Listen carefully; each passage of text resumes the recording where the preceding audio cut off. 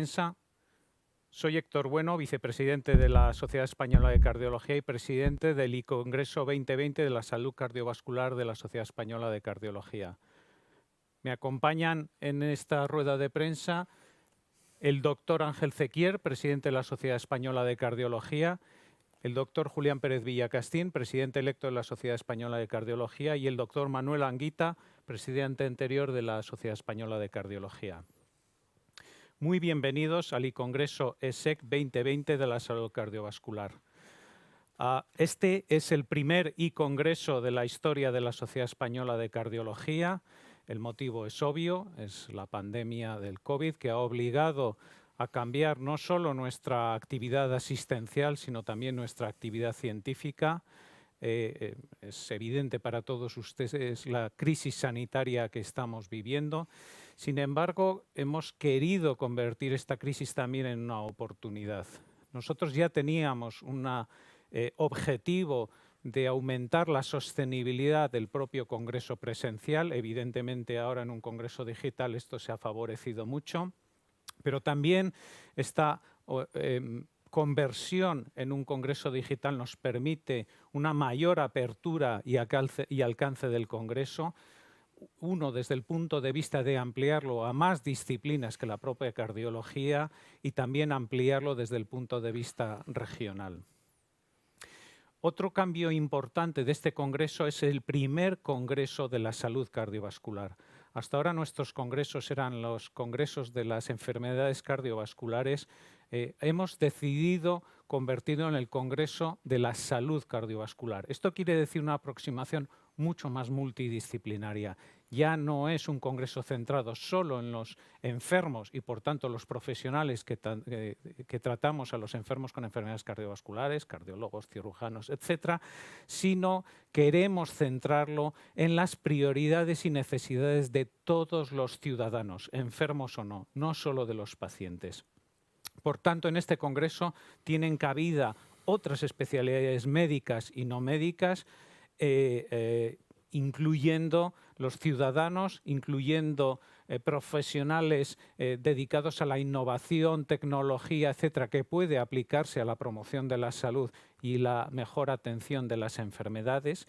Y en este sentido quiero resaltar que nuestro congreso corre en paralelo o están juntos el 41 Congreso de la Asociación de Enfermería en Enfermedades en Cardiología. Un ejemplo de la apertura de este congreso es la conferencia inicial que fue impartida por el doctor Rafael Bengoa, y el título no era de cardiología, el título se centró en el futuro del Sistema Nacional de Salud en la era COVID. Quiero decir que nuestro congreso, creo que no exagero si digo que es el congreso más importante del mundo en la salud cardiovascular, en castellano, por supuesto. Es la plataforma de la investigación cardiovascular en España. La Sociedad Española tiene como uno de sus objetivos preferentes como sociedad científica que es la promoción de la investigación, y tengo que decir que la sociedad ofrece más de 54 becas y ayudas con un presupuesto de 850.000 euros anuales en promoción de la investigación local, y este año hemos lanzado el proyecto que se llama ECAMSEC, que es una ayuda de 1 millón de euros para hacer un ensayo clínico aleatorizado para intentar resolver un problema clínico que pueda cambiar la práctica clínica y modificar las guías de práctica clínica. Pero esto no es solo de investigación. El Congreso de la Sociedad Española de Cardiología también es la plataforma para compartir las prácticas clínicas de excelencia. Es un lugar de intercambio donde todos los profesionales pueden compartir, discutir cómo atender mejor a los pacientes y a partir de ahora también cómo promover la salud y mejorar la prevención de las personas con riesgo o de las personas con enfermedad cardiovascular, porque no todo es en evidencia. Falta mucha evidencia, por tanto complementamos tanto lo que es investigación con asistencia. Hay varias novedades en este congreso. quiero resaltar el protagonismo que hemos dado a los jóvenes. Hemos incluido un representante de los especialistas jóvenes en el Congreso, en el comité organizador y científico, y hemos promovido que en todas las sesiones y en los moderadores haya algún representante de los cardiólogos jóvenes. Hemos intentado que haya la máxima representación de mujeres. Tengo que decir que el 37% de las ponentes eran mujeres. No hemos alcanzado la paridad, pero desde luego es un objetivo estratégico de la Sociedad Española de Cardiología. Tengo que decir también que hemos democratizado más el programa, si se puede decir así, es decir, hemos invitado a todos los socios a que puedan enviar propuestas para el programa y se han incorporado estas propuestas al propio diseño del programa. Hemos diseñado más sesiones y más interactivas a lo largo del programa. Creo que la digitalización y la utilización del chat en todas ellas probablemente, y de hecho ya he oído que en estas primeras sesiones de la mañana está siendo muy activo, con lo cual esto va a favorecer de que los asistentes no sean sujetos pasivos, sino que puedan interactuar activamente con moderadores y ponentes. Y también quiero decir que tenemos por primera vez un track de investigación básica. Dentro de los compromisos de la SEC, la promoción de la investigación básica y translacional es un objetivo y precisamente este Congreso Digital nos permite acercarnos a un plantel de excelentes investigadores que tenemos en España en este campo y que ahora sí que pueden acceder a nuestro Congreso.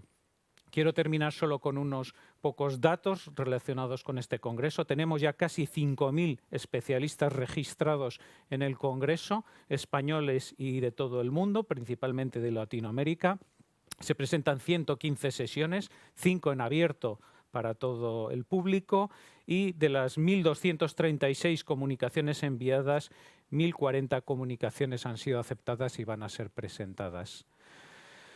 Más allá del Congreso, evidentemente lo que protagoniza la realidad en la población, en la salud, es la pandemia del COVID-19. Sin embargo, quería recalcar, porque entiendo que la prensa tenga una atención especial y casi continua a la pandemia, pero quiero decir que incluso en esta época de pandemia la enfermedad cardiovascular sigue siendo la primera causa de muerte en España y en el resto del mundo. En España se han comunicado, creo que a día de hoy son 35.466 fallecidos por COVID, al menos esas son las cifras oficiales. Tengo que decirles que el año pasado fallecieron más de 120.000 personas por enfermedades cardiovasculares. Quiere decir que incluso en esta situación terrible que estamos viviendo, por cada persona que muere de COVID todavía mueren 3 o 4 personas al día más de enfermedades cardiovasculares. Por tanto, es extremadamente importante, no solo que nosotros, evidentemente, porque es nuestro trabajo, no solo que el sistema de salud siga trabajando por cubrir las necesidades asistenciales de las personas con enfermedades cardiovasculares, tenemos que seguir trabajando en la promoción y en la prevención cardiovascular y, por supuesto, el Congreso, la plataforma, ya hemos dicho, de la ciencia y de la práctica clínica debe servir para ello.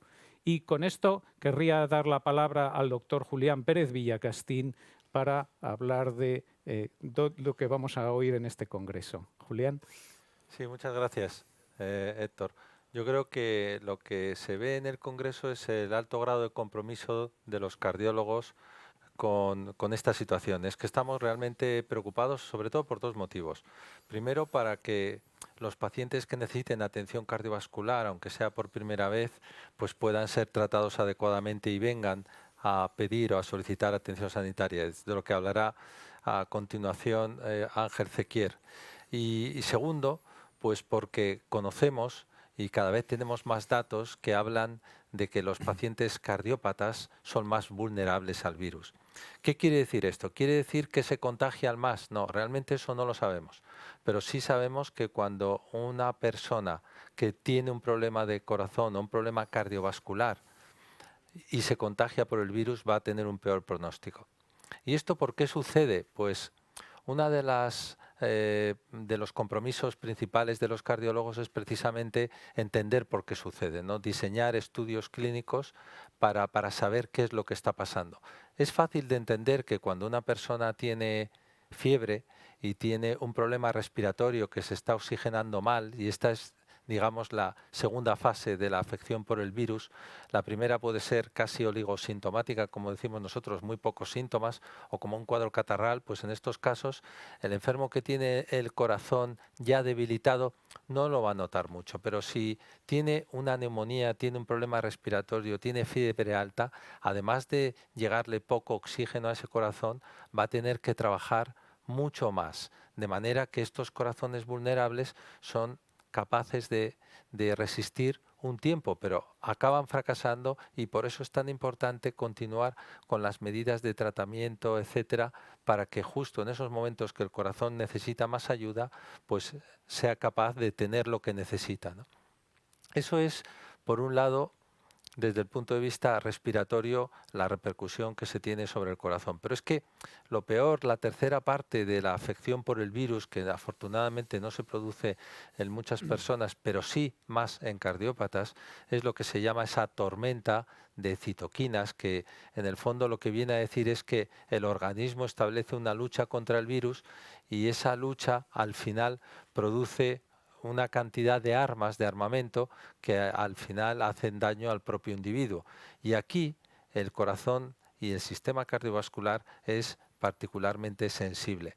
Los pacientes que tienen, por ejemplo, hipertensión arterial y que necesitan un tratamiento especial, o tienen obesidad o tienen diabetes, pues tienen una serie de circunstancias concretas en su sistema cardiovascular que hace que el virus tenga más facilidad para desencadenar este tipo de tormenta que hemos dicho, y al final esto es lo que lleva a una situación que, por desgracia, como ha comentado el doctor Bueno, muchas veces es irreversible. Pues en todo esto estamos investigando, en todo esto estamos intentando siempre adivinar qué es lo que es bueno para nuestros pacientes. Dense cuenta que hasta hace poco hemos tenido que tratar a los enfermos con fármacos que además eran tóxicos para el corazón, pero que toda la evidencia científica decía que había que hacerlo así, hasta que han salido ya estudios a más largo plazo, estudios bien diseñados, que han ido demostrando que medicamentos como, por ejemplo, la hidroxicloroquina, pues no es tan bueno como se pensaba al principio. Este era un medicamento que podía provocar daños en el corazón, arritmias, etcétera, ¿no? Y yo creo que, como datos concretos en el Congreso, se va a presentar un estudio que ha recogido los datos de otros estudios publicados, lo que nosotros llamamos metaanálisis, y los resultados son espectaculares porque, por desgracia, nos vienen a decir que los pacientes que tienen cardiopatía y son o están afectados por el virus pueden tener 5 veces más mortalidad que no lo están. Con lo cual, como decía al principio, pues los cardiólogos estamos realmente y tenemos que seguir estando comprometidos con la atención a nuestros pacientes, tanto antes de que vengan, para decirles que acudan a los hospitales, como cuando vienen, y sin olvidar, como ha comentado también el doctor Bueno, todas las líneas de investigación que tenemos abiertas para al final saber nosotros y poder conocer cuáles son los tratamientos realmente eficaces para intentar luchar contra esta pandemia, ¿no? Y yo creo que Ángel Tequier nos va a comentar, presidente de la Sociedad Española de Cardiología, precisamente cuáles son los efectos que está teniendo el virus en las personas que tienen patología cardiovascular y tienen o no vienen a los hospitales, o quizás por miedo, ¿no?, por contagiarse, o no solicitan ayuda, ¿no?, el daño que está produciendo esto en la salud, ¿no? Sí, efectivamente. Muchas gracias, Julián. Creo que es importante insistir de que es muy remarcable el escenario COVID, pero tenemos que pensar en la patología no COVID. Creo que estamos obligados a cambiar un poco, o al menos establecer o dirigir el foco también a la patología no COVID. Hay experiencias, incluso en el momento álgido de la pandemia, en que los pacientes con infarto agudo de miocardio durante los 2 meses de más intensidad de la pandemia, la mortalidad en estos pacientes fue el doble de la mortalidad que se había registrado el año anterior en hospitales españoles en los mismos meses. Hay diferentes razones que lo explican. Quizás es el miedo de los pacientes a acudir a los sistemas sanitarios, la relativización probablemente de sus síntomas, pero sí que se observó de que los pacientes tardaban más en contactar con los dispositivos asistenciales. En este periodo COVID, y probablemente puede explicar este incremento de la mortalidad, los pacientes tardaban casi 35 minutos desde que empezaban a tener síntomas hasta que, 35 minutos más, desde que empezaban a tener síntomas hasta que los pacientes contactaban con los dispositivos asistenciales. Y hay una clara relación entre el tiempo de evolución del infarto hasta el momento en que se aplica el tratamiento y el pronóstico o la mortalidad. A mayor tiempo de tardanza en aplicar el tratamiento, mayor mortalidad. Y esto probablemente puede explicar este incremento de la mortalidad que fue detectado por un registro que realmente ha sido una gran utilidad por parte de la Asociación de Cardiología Intervencionista de la Sociedad Española de Cardiología. Sin embargo, yo creo que además tenemos que considerar el escenario post-COVID, el escenario a medio y el escenario a largo plazo. ¿Por qué razón? Porque estamos observando que una serie de patologías crónicas, y entre ellas las enfermedades cardiovasculares, están recibiendo un tratamiento o un enfoque subóptimo. ¿Por qué razón? Porque se está de alguna forma reduciendo o condicionando una parte de la asistencia desde el punto de vista de determinados procesos cardiovasculares que requieren un seguimiento muy específico, también lo que son, por ejemplo, los métodos de rehabilitación o los tratamientos de rehabilitación o los tratamientos dirigidos a la prevención secundaria. Esto sobre todo puede incidir principalmente en la enfermedad coronaria, pero va a influir también en otro tipo de patologías como por ejemplo la insuficiencia cardíaca.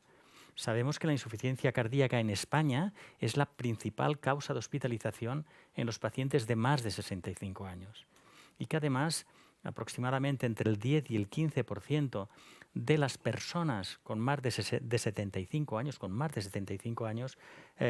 presentan o van a presentar insuficiencia cardíaca.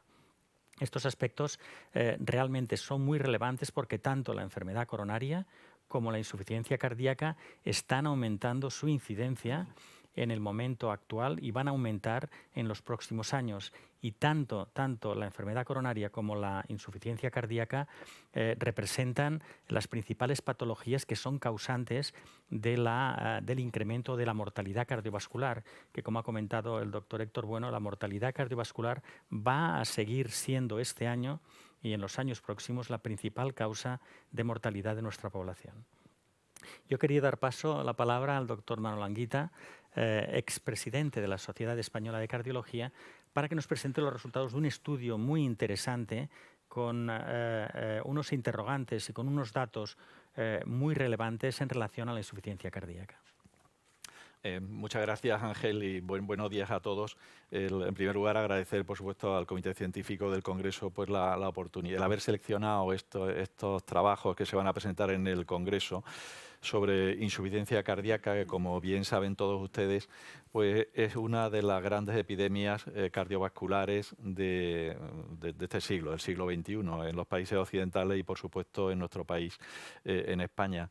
En España se calcula que hay aproximadamente entre 750.000 y 1 millón de personas que tienen insuficiencia cardíaca. Es decir, cuando uno piensa en las enfermedades cardiovasculares, casi siempre se va directamente al tema del infarto de miocardio, a la muerte súbita, arritmias, etcétera.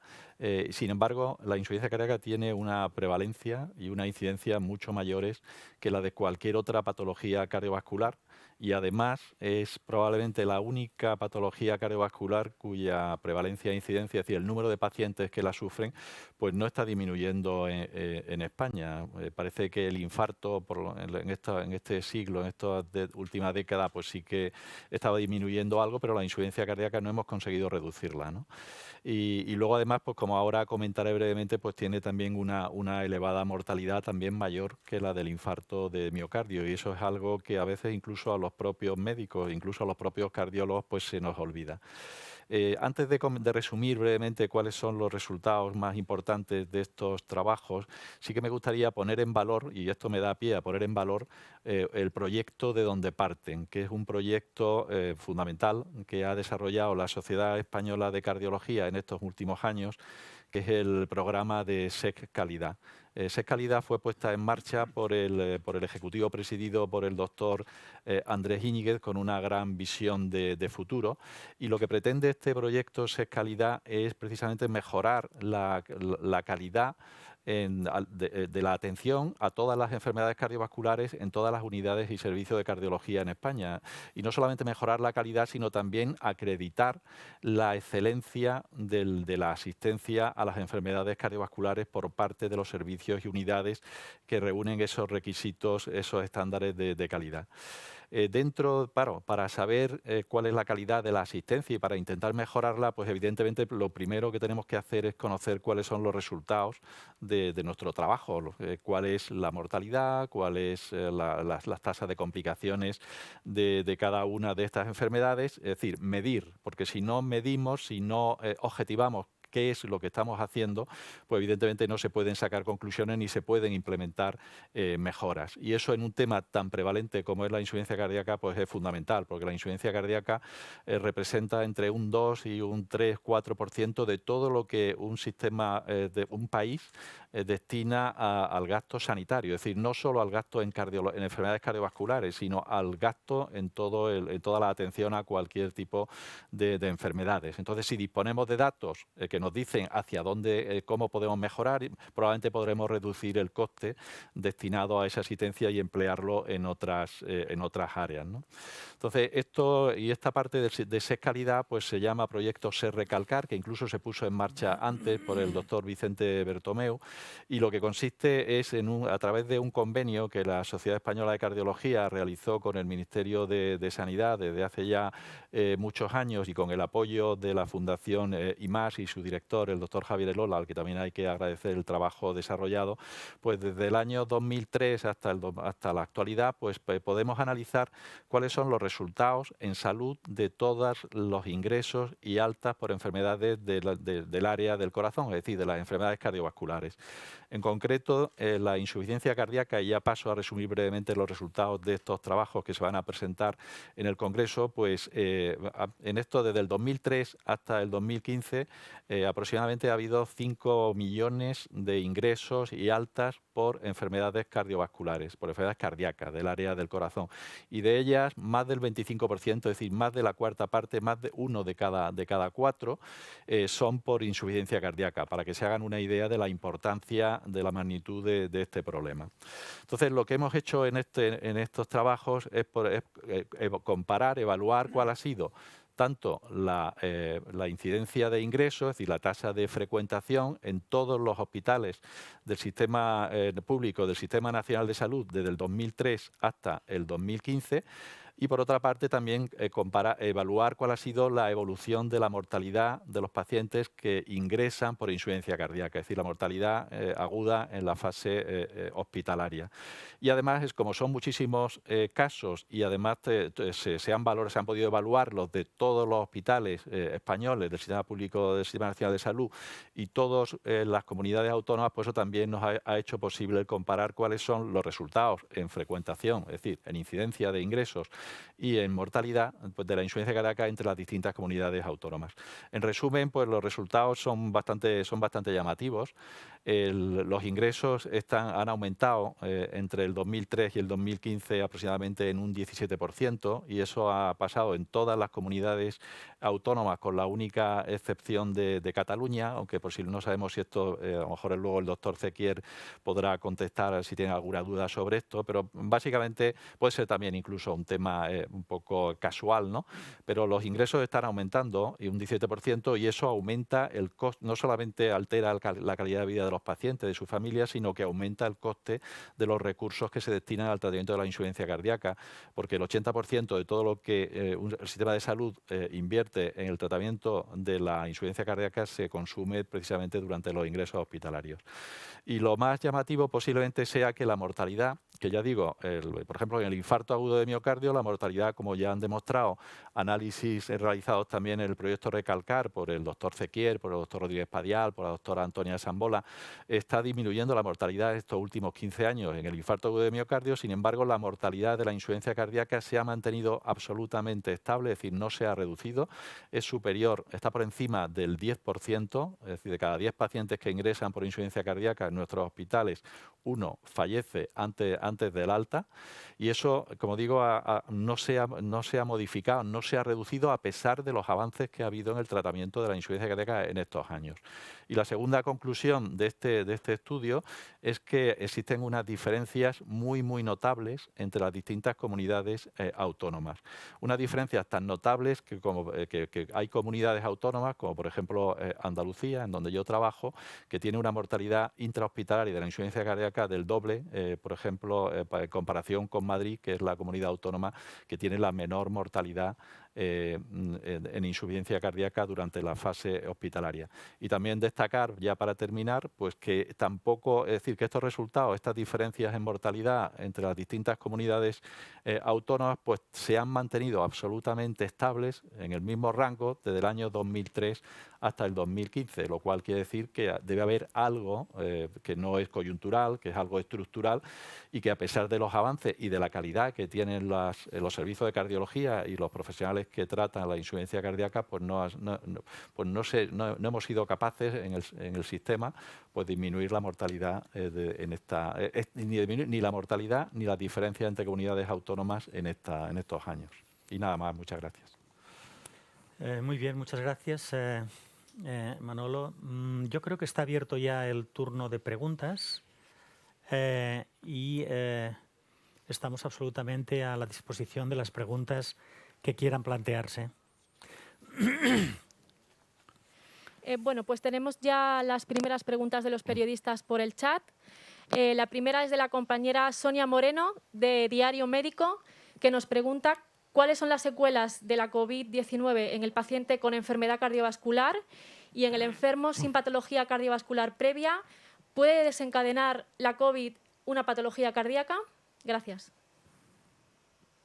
Julián, ¿quieres responder? Sí, yo creo que empezando por la segunda pregunta, pues la COVID sí puede crear enfermedades cardíacas, ¿no? Es raro que el virus afecte directamente al corazón, lo que nosotros llamamos miocarditis, pero sucede y está descrito en aproximadamente un 5 o un 10% de los enfermos que tienen COVID. Es raro el verlo, pero es una de las posibilidades. Y todos los que hemos trabajado en esta pandemia, hemos conocido algún caso. Lo que es mucho más frecuente es que durante la infección se estén liberando lo que nosotros llamamos enzimas, que son sustancias que componen el corazón, de manera que esto quiere decir que se está destruyendo un poquito de corazón durante, sobre todo, no los COVID más leves, sino los enfermos que están en una situación un poquito más grave.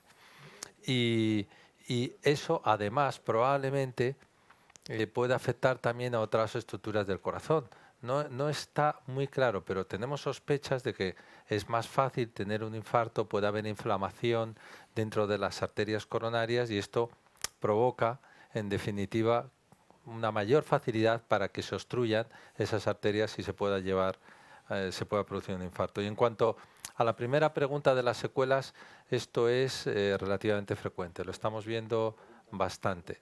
Las secuelas no sabemos todavía si van a perdurar mucho más porque no tenemos tanta experiencia, pero empezaremos por lo más sencillo. Lo más sencillo son los pacientes que cuentan un grado de cansancio y de fatigabilidad importante, incluso después de haber desaparecido la fiebre y haber desaparecido los síntomas respiratorios.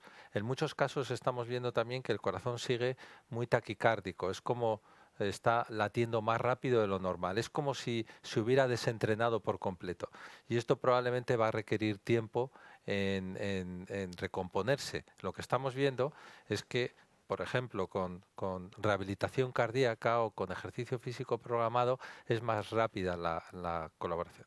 Y esto estamos hablando de las COVID leves moderadas. las COVID extremos, ya pacientes que han estado ingresados o que están ingresados en la UBI durante tiempo, semanas, etcétera, estos a veces tienen un daño importante y van a tardar bastante más en recuperarse, ¿no? O sea que yo creo que las dos preguntas, la contestación es sí, produce secuelas que en ocasiones tardan tiempo en recuperarse y puede afectar directamente al corazón. Gracias, Manolo. Otra pregunta, por favor. Sí, tenemos otra pregunta de la compañera Clara Simón, del médico, que nos dice cómo se va a gestionar la patología cardiovascular no atendida y cómo afecta esa falta de asistencia al pronóstico de esos pacientes.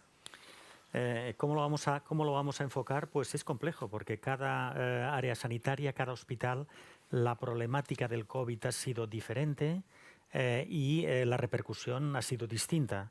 Pero indudablemente, en mayor o menor grado, prácticamente ha afectado a prácticamente el seguimiento de los pacientes, y sobre todo de los pacientes que están en una situación un poco más compleja o con mayor gravedad en sus enfermedades crónicas.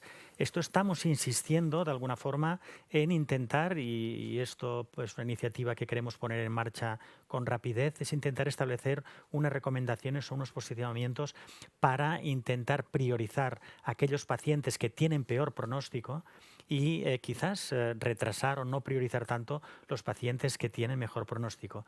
Vamos a intentar hacer una serie de recomendaciones generales, pero en problemas asistenciales concretos, los pacientes coronarios, los pacientes con insuficiencia cardíaca, para recomendar a los diferentes hospitales o los diferentes dispositivos asistenciales que intenten aplicarlo, porque indudablemente el pronóstico va a estar condicionado y esto lo sabemos.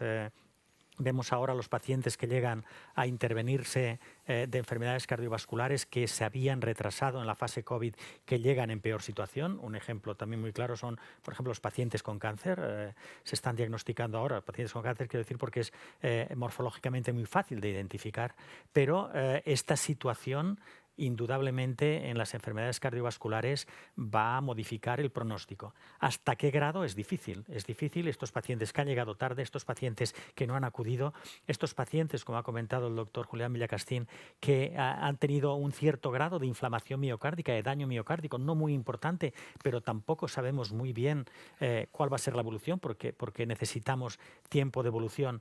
En conclusión, estamos obligados a establecer unos parámetros más exigentes en estos momentos del seguimiento de pacientes crónicos. Los pacientes con enfermedades cardiovasculares son un claro ejemplo.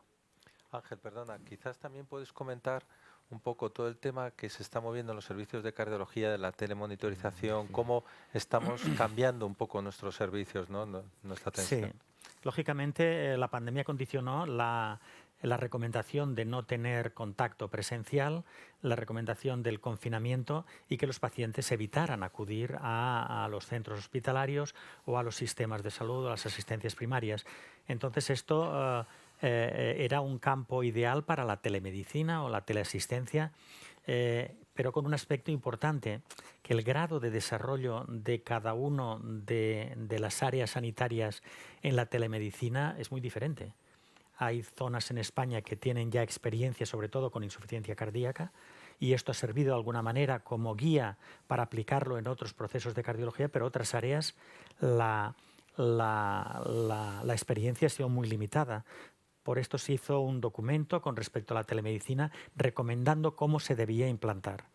Pero tampoco es sencillo, sobre todo ahora en los momentos en los cuales está apareciendo una segunda oleada, qué pacientes les recomendamos quedarse en su casa y que contacten con nosotros con telemedicina y qué pacientes es absolutamente prioritario que los veamos de manera presencial. Es un escenario complejo en el cual el grado de sensibilización nuestro es extraordinario y el grado de preocupación para establecer recomendaciones es incuestionable. Tenemos otra pregunta de la compañera Cristina Garrido, de ABC. Nos pregunta por qué estas diferencias de mortalidad hospitalaria por insuficiencia cardíaca entre comunidades autónomas. Doctor Bueno, pues la verdad es que cuando se presentan los resultados de este trabajo es la pregunta obligada y además es muy lógica. Y la verdad es que con los datos, nosotros con los datos del estudio no podemos responder a esa pregunta porque lo único que hemos hecho es analizar las variables, digamos, de resultados intrahospitalarios que están en el CMBD hospitalario, es decir, el resumen digamos, de los datos clínicos del paciente. Y claro, habría que hacer otros estudios en donde se correlacionaran estos resultados con otros parámetros que pueden ser muy variables, ¿no? Es verdad que se puede un poco especular sobre algunas causas. Yo creo que se podrían pensar en dos tipos de razones. Por una parte, podríamos pensar pues, en causas médicas, ¿no? Es decir, en las diferencias que hay, por ejemplo, entre la implantación de unidades y programas de insuficiencia cardíaca, la organización incluso el número de cardiólogos o de profesionales sanitarios por 100.000 habitantes o por millón de habitantes que haya en las determinadas comunidades autónomas. También, por ejemplo, la coordinación que puede haber entre los distintos servicios como cardiología, medicina interna, geriatría, etcétera, que tratan a estos pacientes, porque hay que recordar que los pacientes con insuficiencia cardíaca no todos y no en su mayor parte se atienden durante el ingreso en servicios de cardiología, dada la gran cantidad de pacientes que hay. E incluso se podría pensar que la calidad de los profesionales, de los cardiólogos en unas comunidades o en otras, pues es distinta. Yo creo que eso claramente no. Es decir, yo creo que en toda España se trata muy bien a los pacientes con insuficiencia cardíaca y que hay que buscar, igual que a otras patologías, y que habría que buscar otras razones. Y yo creo que las razones estarían probablemente, al igual que pasa en otras enfermedades como el cáncer, en las diferencias socioculturales y económicas entre las distintas comunidades autónomas. Es decir, está claro que, y eso sí que hay estudios en esta patología y en otras, en donde a mayor índice de paro, a menor PIB, a menores índices de desarrollo sociocultural, la mortalidad por enfermedades crónicas, incluyendo el cáncer y la insuficiencia cardíaca, son mayores. Y de hecho, lo que se ve cuando comparas todas las comunidades autónomas es que en España hay un gradiente norte-sur clarísimo, es decir, la mortalidad es mayor en las comunidades del sur, en Andalucía, en Extremadura, en Canarias, también en Castilla y León, y en las comunidades de la franja norte de España, donde la mortalidad es menor. Por tanto, parece que puede haber esto puede influir.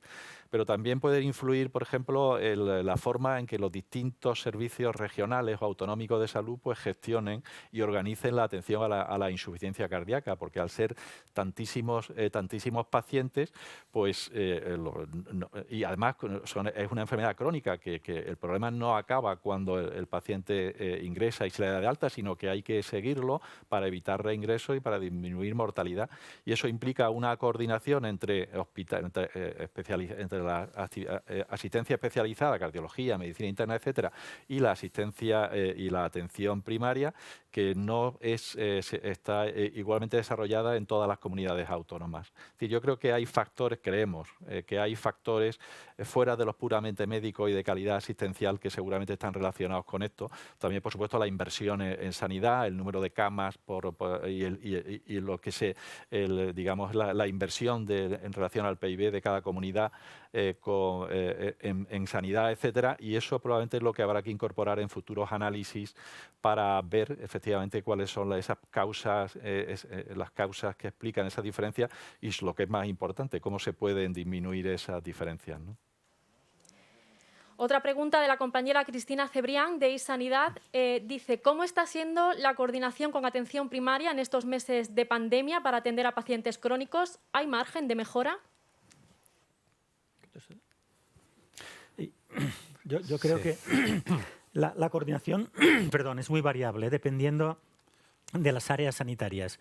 En esta segunda oleada, y todos somos conscientes, uno de los puntos más frágiles por el volumen asistencial es la primaria. Y el grado de interrelación, vuelvo a repetir, depende de las áreas sanitarias. Hay áreas sanitarias donde incluso existe una total coordinación porque los hospitales y las áreas sanitarias están intercorrelacionadas, y en otras áreas sanitarias no. Entonces, es tremendamente difícil dar una respuesta homogénea, por la heterogeneidad del impacto de la pandemia en las diferentes comunidades, por la heterogeneidad en los dispositivos asistenciales, cómo están montados, pero lo que sí que me gustaría insistir es que debemos de alguna forma aprender de la experiencia, y yo creo que estos meses, la primera oleada y esta segunda oleada, creo que marca una oportunidad para identificar aquellos escenarios del sistema sanitario de una tremenda fragilidad. Y creo que se están poniendo de manifiesto en este punto. Dar una respuesta homogénea es imposible por las particularidades de las áreas y del impacto de la intensidad de la pandemia en las diferentes regiones o en las diferentes comunidades. Sí, a mí me gustaría, Ángel, si me favor. permites, añadir que, como ha comentado antes el doctor Anguita, es decir, los estudios que estamos llevando a cabo ponen de manifiesto variabilidad. Y esto es lo más importante, ponerlo de manifiesto. Lo siguiente es analizar a qué se debe esta variabilidad. Y lo mismo se puede aplicar a lo que está sucediendo ahora. Hemos trabajado en equipo, y ayer lo decía Rafa Bengoa en su charla en la conferencia, que ha demostrado el COVID que se puede trabajar mucho más en equipo de lo que las instituciones favorecen hoy en día, porque hay muchas barreras institucionales entre primaria y hospitalaria, y simplemente también dentro de los propios hospitales, que hemos sido capaces de romperlas y hemos trabajado todos codo con codo. Esto ha sido uno de los grandes aprendizajes, y como comenta el doctor Zequier, es una gran oportunidad precisamente para cambiar la organización. Como decía ayer Rafa Bengoa, no es solo un tema de dinero, que por supuesto, porque estamos en una situación precaria, sino es un tema sobre todo de utilizar ese dinero para cambiar la organización. Y tenemos que ir hacia organizaciones que funcionen bien, y esto es lo que vemos en los estudios que estamos haciendo, que hay lugares que por motivos concretos funcionan muy bien y otros no tan bien. Pues hay que copiar a los que funcionan bien, ¿no? Héctor, por favor, quería hacer un comentario. Sí, bueno, yo creo que la respuesta es la coordinación actual es subóptima, básicamente porque la atención primaria ha quedado desbordada en las dos olas. Yo creo que tenemos un sistema hospitalocéntrico y yo creo que ha reflejado muy bien, como decía el doctor Zequier, las limitaciones que tenemos en el sistema, pero también, como se ha dicho, es una oportunidad para reflexionar sobre esto, ver cómo tenemos que trabajar. Y el otro aspecto es, como decíamos antes, la necesidad de multidisciplinariedad y continuidad de cuidados. En la medida en que no integremos mejor la atención extrahospitalaria y sobre todo la atención primaria, y hablábamos antes de promoción de la salud, prevención primaria, secundaria, etcétera, no podremos conseguir los niveles de excelencia que queremos. Por tanto, tenemos que aprovechar, como ha dicho el doctor Villacastín, esta oportunidad para reflexionar sobre el sistema que queremos y qué tenemos que cambiar para mejorarlo. Hay margen de mejora. Yo quería añadir un punto solamente, es que quizás debemos insistir en la cultura de analizar nuestros resultados. Los datos que ha presentado el doctor Anguita son datos obtenidos en un volumen muy importante de pacientes, son datos que traducen la realidad, pero nuestro país tiene carencias de poder obtener con mucha más precisión datos de resultados de los procesos y procedimientos, al menos en cardiología, porque nos servirían no solamente para identificar qué ocurre, sino para identificar por qué ocurre. Y creo que estamos obligados a implantar y concienciar de que el análisis de los resultados es la única vía de dirigir diferentes aspectos estratégicos, económicos de nuestra sanidad para aquellos escenarios en los cuales hay carencias, pero tenemos que identificarlo de una manera lo más precisa y concreta posible. Y la cultura de resultados, desafortunadamente, de análisis de los resultados, desafortunadamente en nuestro país no es muy profunda. Bien, yo creo que nos hemos pasado quizás un poco de tiempo. Agradecemos sinceramente las preguntas, pedimos disculpas porque seguro que han quedado muchas preguntas aún por responder o incógnitas en las que a lo mejor no hemos sabido dar correctamente la respuesta. Agradezco a los ponentes su participación y a todos ustedes por su asistencia a las preguntas y les invito a que continúen de alguna forma con el interés del Congreso, que hay escenarios de investigación y asistenciales de mucho interés, yo creo que para ustedes y también para la población en general. Muchísimas gracias.